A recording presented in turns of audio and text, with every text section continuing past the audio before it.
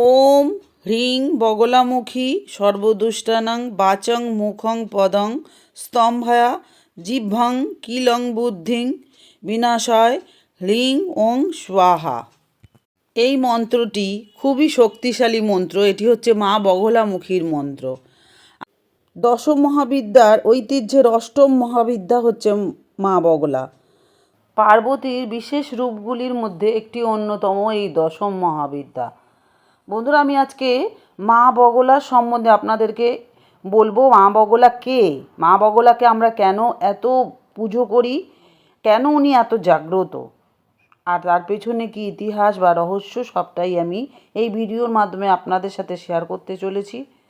মূল বিষয়ে যাওয়ার আগে বলবো, আপনারা যদি আজকে নতুন হয়ে থাকেন এই চ্যানেলে, অবশ্যই চ্যানেলটা সাবস্ক্রিপশন করে পাশে থাকবেন, সকলের সাথে শেয়ার করে দেবেন এই তথ্যটি, আর ভিডিও শেষে লাইক কমেন্ট করতে কিন্তু একদমই ভুলবেন না, আর অল বটনে প্রেস করে রাখবেন, তাহলে আমি এই ধরনের ভিডিও দিলেই আপনারা তৎক্ষণাৎই পেয়ে যাবেন।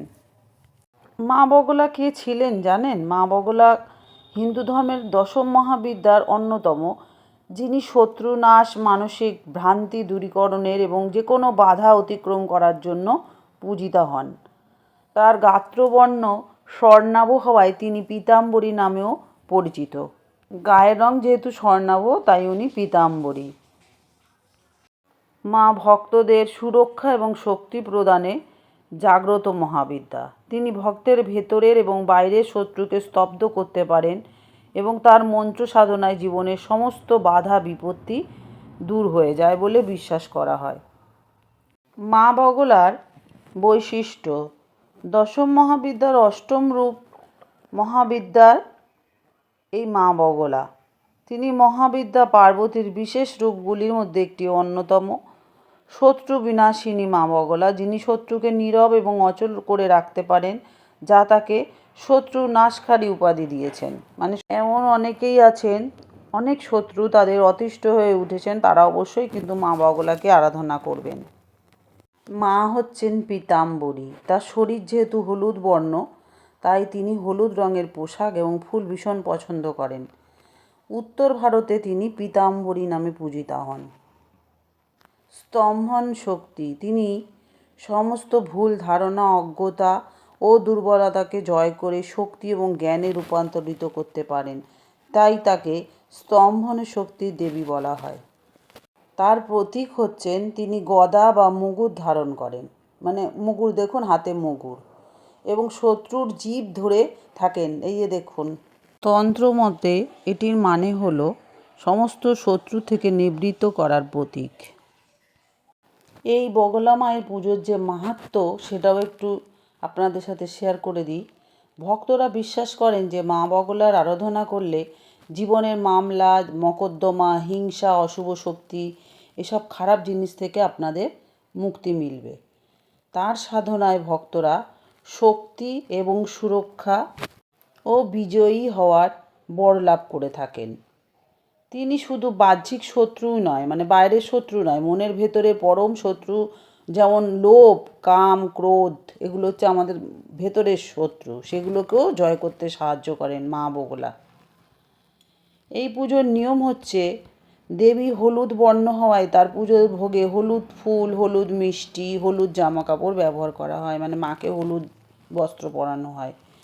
গৃহস্থেরা দ্বিভুজা বগলামুখী রূপে তার পুজো করেন, যেখানে তিনি গদা এবং শত্রুর জিভ ধারণ করেন। এই ছবিটা যেমন দেখছেন ওই রকম। মা বগলা দেবী অত্যন্তই জাগ্রত এবং নিষ্ঠা ভরে মা বগলার পুজো করলে মনোবাঞ্ছা পূরণ হয় বলে ভক্তদের বিশ্বাস।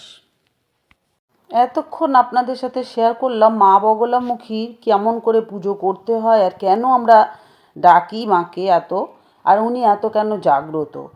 এবার মা বগলামুখী যে গল্প কাহিনী আছে সেটা একটু আপনাদের সাথে শেয়ার করি, ভালো লাগবে। মা বগলামুখী হলেন সনাতন ধর্মের দশমহাবিদ্যার একটি রূপ। তিনি শক্তির, সুরক্ষা এবং বাধা অতিক্রম করার দেবী হিসাবে পরিচিত। কিন্তু এবার জানবো, এই মা বগলামুখী কে, মহামায়া কেন তাকে সৃষ্টি করতে গেলেন। আজ জানবো সেই ইতিহাস। ভাগবত পুরাণে মা বগলামুখীর উৎপত্তির কাহিনী এভাবেই বর্ণিত হয়েছে। কাহিনী অনুযায়ী দক্ষের যজ্ঞে নিমন্ত্রিত না হয়ে রাজকন্যা শিবের স্ত্রী সতী অপমানিত হন।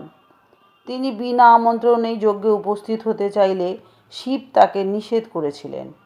সতী অনুনয় বিনয় করে শিবকে রাজি করানোর চেষ্টা করে, কিন্তু বিফল হন। তখন ক্ষুব্ধ হয়ে সতী দশম মহাবিদ্যার রূপ ধারণ করে এবং 10 দিক থেকে ঘিরে ঘিরে ধরে শিবকে ভয় দেখাবার চেষ্টা করেন। এই 10 জন দেবীর মধ্যে একজন ছিলেন ধূমাবতী। আপনারা শুনেছেন ধূমাবতীর নাম, মা ধূমাবতী। ধূমাবতী চারিদিকে ধোঁয়া এবং কুয়াশাচ্ছন্ন করে শ্মশানের পরিবেশ সৃষ্টি করলেন। অন্ধকারাচ্ছন্ন পরিবেশ দেখে শিব কিছুটা ভীত হয়ে সতীকে দক্ষ রাজার যজ্ঞে যাওয়ার অনুমতি দিয়ে দিলেন ভয়তে। তারপরেও সেই মহাপ্রলয় আর কিছুতেই থামছে না দেখে মহাদেব প্রমাদ গুনলেন। এই মহাপ্রলয় বা ঝড় সকল সৃষ্টিকে ধ্বংসের সম্মুখীন করবে, তা থেকে স্বর্গ এবং মর্ত্যকে বাঁচাতে সমস্ত দেবতা উপায় খুঁজতে লাগলেন। কথিত আছে, সমস্ত দেবতারা ভয়ে ভীত হয়ে সৌরাষ্ট্রে একত্রিত হন। তখন বিষ্ণুর পরামর্শে সকলে মিলে দেবী মহামায়ার তপস্যা শুরু করলেন। তপস্যায় তুষ্ট হয়ে মহামায়া নিকটস্থ হরিদ্রা সরোবরের থেকে এক পীতাম্বরী দেবীকে সৃষ্টি করলেন, যিনি খুব সহজেই এই প্রলয় ঝড়কে থামিয়ে দিলেন। তিনিই হলেন দেবী বগলামুখী। ভারতের মধ্যপ্রদেশ রাজ্যের দাতিয়া অঞ্চলে পীতাম্বরী পীঠে হরিদ্রা সরোবরের অনুরূপ একটি হ্রদ আছে। এখানেই জন্ম হলো মা বগলামুখীর। বগলামুখী শব্দটি বগলা অর্থ হচ্ছে ধরা বা সংযম করা এবং মুখ শব্দটির অর্থ হলো দিক। এই শব্দ দুটির অর্থে যিনি বিরুদ্ধে পরিস্থিতির মুখ নিয়ন্ত্রণ করে বিপরীতমুখী করতে পারেন, তিনি হলেন বগলামুখী। বগলামুখীকে পীতাম্বরী দেবী বা ব্রহ্মাস্ত্র রূপিণী বলা হয়। তিনি একটি গুণকে বিপরীত গুণে পরিবর্তন করতে পারেন বলে হিন্দুরা বিশ্বাস করেন। যেমন তিনি বাক্যকে নিস্তব্ধতায় আর জ্ঞানকে অজ্ঞানে এবং শক্তিকে শক্তিহীনতায়, পরাজয়কে জয়ে পরিবর্তন করতে পারেন। এতটাই শক্তি মা বগলার। মা বগলামুখীকে বিশেষভাবে শত্রুদের দমন করার জন্য দেবী হিসাবেও পুজো করা হয়। তাছাড়াও তাকে প্রায়ই শত্রু বিনাশিনী অর্থাৎ শত্রু নাশকারী এবং ব্রহ্মাস্ত্র রূপিণী অর্থাৎ ব্রহ্ম অস্ত্রের মতো শক্তিশালী যিনি, এমনটাই বলা হয়। মা বগলামুখী ভক্তদের মধ্যে সুরক্ষা শক্তি প্রদানের জন্য পূজিত হন। তিনি ভক্তদের সমস্ত শত্রুতা, অশুভ শক্তি এবং নেতিবাচকতার প্রভাব থেকে রক্ষা করেন বলেই বিশ্বাস। জয় মা বগলামুখীর জয়। হিমাচল প্রদেশের কাংড়া জেলায় বানখণ্ডিতে অবস্থিত প্রাচীন বগলামুখী মন্দিরটি ভগবান রাম এবং পাণ্ডবদের যুগ থেকেই মন্দিরটি ঐশ্বরিক শক্তির জীবন্ত কেন্দ্র হিসাবে স্বীকৃত হয়েছে। তাহলে বন্ধুরা, আপনারা আজকে জানলেন মা বগলামুখী কে, তার সৃষ্টির কারণ এবং তিনি কেন এত জাগ্রত, সবটাই আমরা আজকে জানলাম এই ভিডিওর মাধ্যমে। বন্ধুরা, যদি ভিডিওটা ভালো লাগে অবশ্যই বন্ধুবান্ধব সকলের সাথে শেয়ার করে সকলকে মা বগলামুখীর এই ইতিহাস সম্বন্ধে জানতে সাহায্য করবেন, কারণ অনেকেই কিন্তু এই মা বগলামুখীর কাহিনী জানেন না, অনেকের নামই শোনেননি মা বগলার। তাই ভিডিওটা সকলের সাথে শেয়ার করে সকলকে জানার সুযোগ করে দেবেন। আর ভগবানের কথা আমি সবসময় বলি, এটা অমৃত সমান, যত ছড়াবেন যত বলবেন তত আপনার জন্য মঙ্গল। আর আজকে বলবো, এতক্ষণ আমার সাথে থাকার জন্য আপনাদেরকে অসংখ্য ধন্যবাদ। সবাই সুস্থ থাকুন, ভালো থাকুন, মা বগলা সকলের মঙ্গল করুন। তো আজকে আসি, আবার দেখা হচ্ছে নতুন আর একটা ভিডিও নিয়ে। জয় মা বগলার জয়।